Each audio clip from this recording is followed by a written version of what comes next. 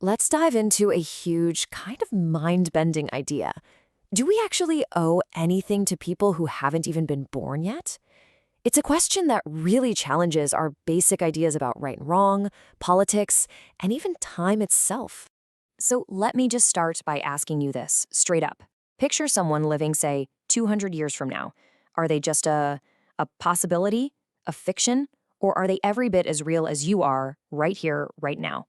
Just keep that question in your head because the answer could totally change how you see everything.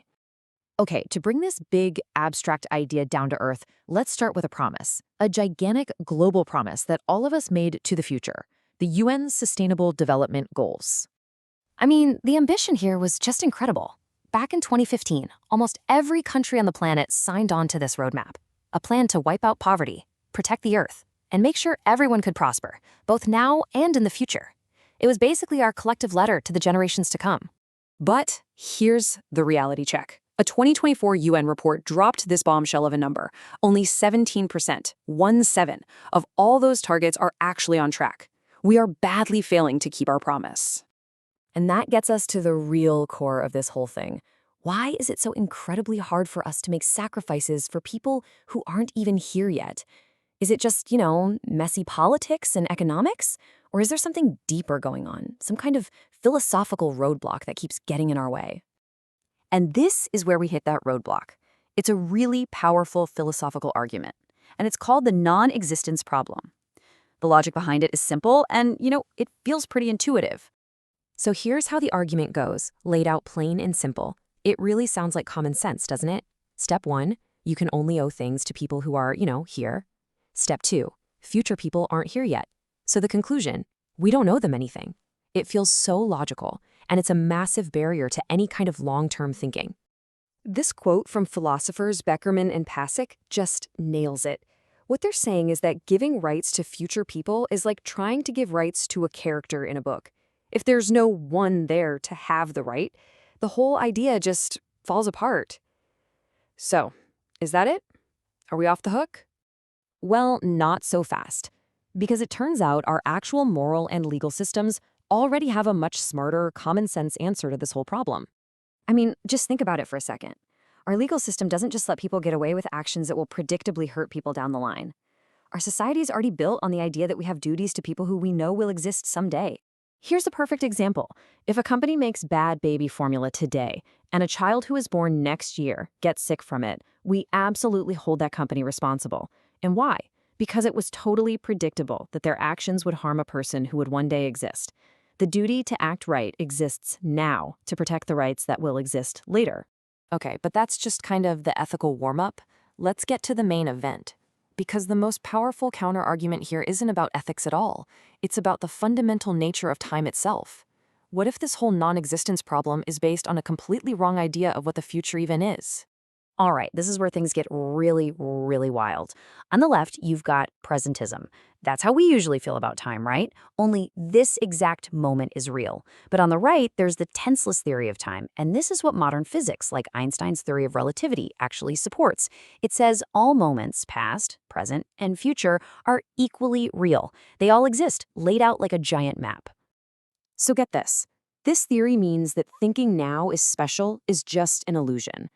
Now is just your coordinate in time, the same way here is just your coordinate in space. Someone in another city isn't less real just because they aren't here. So why would someone in another time be less real just because they aren't now? And this quote just drives it home. According to this view of the universe, people in the future are not possibilities. They are just as real, just as definite as you and me. They simply exist at a different address on the map of space-time. They're already out there, waiting. So, what do we do with this?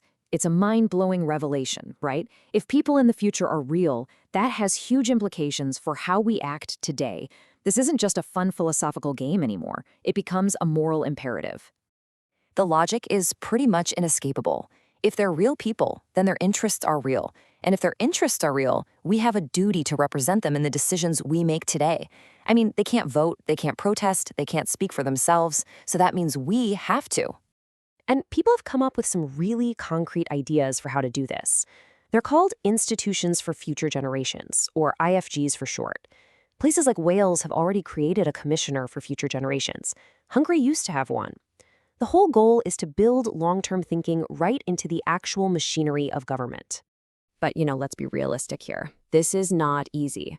These kinds of institutions are often the first on the chopping block when budgets get tight or when they challenge powerful short-term interests. We've seen them get shut down in the UK, in Israel, downgraded in Hungary. Giving the future a voice means you really have to fight for it. But before we get too discouraged, I want to end by showing you something important. This isn't some impossible pie-in-the-sky dream. We, as a society, have actually done this before, and done it successfully. We have solid proof that we're capable of building a lasting legacy.